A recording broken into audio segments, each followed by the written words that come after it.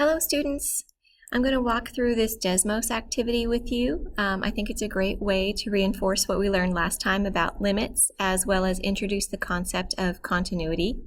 I wish we could do this activity together live, but I guess we can't, so I'm just going to record this for you. So notice it says, watch this dot as it moves along the function y equals f of x.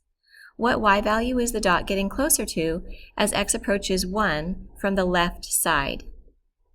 So you can see the dot is getting closer to a y value of 2. Okay, I don't think I can actually write my answer in that space, but we'll just say it out loud. Watch this dot as it moves along the function y equals f of x. What y value is the dot getting closer to as x approaches 1 from the right side? So it's getting closer to a y value of 3. And I'll just go ahead and type that number in the box. Now, this should remind you of yesterday's lesson when we did left-hand limits and right-hand limits, or limits, upper limits and lower limits, coming from the left and coming from the right. Now look carefully at the function. What is the actual value of y when x equals 1? So do you notice right here we have a point? So the actual value of y is, what would you say, about 1/2? I think we'll call that 1/2.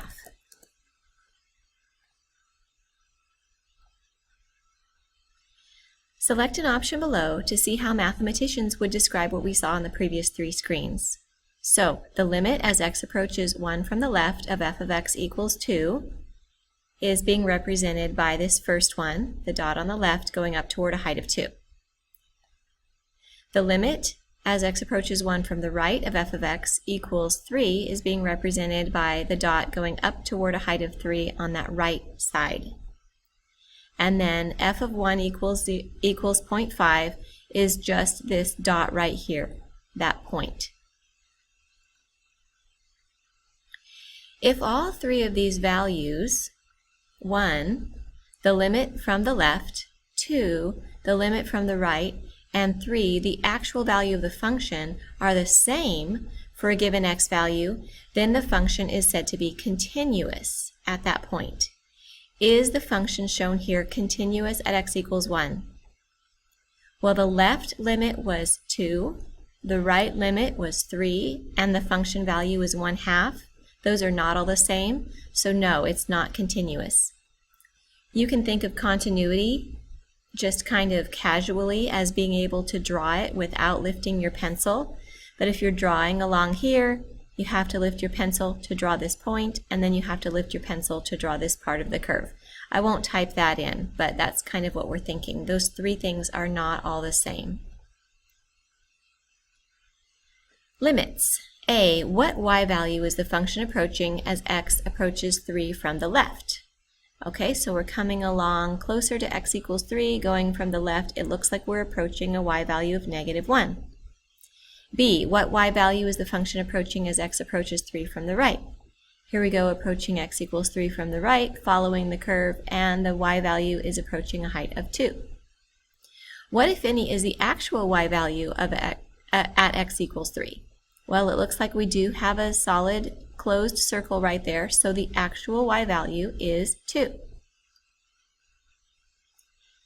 Now, maybe the next slide has a follow-up question about that. Let's see. Yeah, continuous? Is the function shown here continuous at x equals 3? Well, is the left-hand limit the same as the right-hand limit and the same as the function value? Those 3 are not all the same. The left-hand limit was -1, the right-hand limit was 2, and the function value was 2. So no, it's not continuous. And then explain our thinking. I think I already did. Make it continuous. Change the graph by dragging one of the movable points to create a function that is continuous at x equals 3. Okay, so I'm allowed to drag this point here or drag this point here. So I'm going to drag this point here and bring it down all the way to the open circle. And if the open circle and the closed circle and the function value are all there together, then we could see that we could draw this without lifting a pencil. Down here, to the closed circle, back up there. Now it's continuous. The left-hand limit equals the right-hand limit equals the function value. And wrapping it up, which of the following functions are continuous for all x values? So let's look at this one. Notice you can draw it without lifting your pencil. Let's look at this one. Well, imagine what it looks like. Think about that parabola that opens up. Yep, you could draw that whole thing without lifting your pencil. So that one's continuous, this one's continuous. Let's skip over number 3 for a minute. Let's look at number 4. Notice the left hand limit is -1 and the right hand limit is about 1/2, and those don't agree, so no, that one's not continuous. Now let's come back to this one. We would have a piece of the line y equals x, and we would have a piece of the parabola y equals x minus 2 quantity squared. So each of those individually would be continuous, but what about the break between one piece and the other? So what about where one piece stops and the other piece starts? Do they actually start and stop at the same point, or is there a gap? So let's figure out what the y value would be if x was 4 for this curve, and then what the y value would be if x was 4 for this curve. So if x equals 4, the y value is just going to be 4. And down here, if x equals 4, we have 4 minus 2, which is 2, squared, which is 4. So they would both hit at the point 4, 4. This would be a closed circle at 4, 4. This would be an open circle at 4, 4. But because they're the same, we would say that's continuous. So that's the end of that activity, and now we're going to move on to learning more about continuity.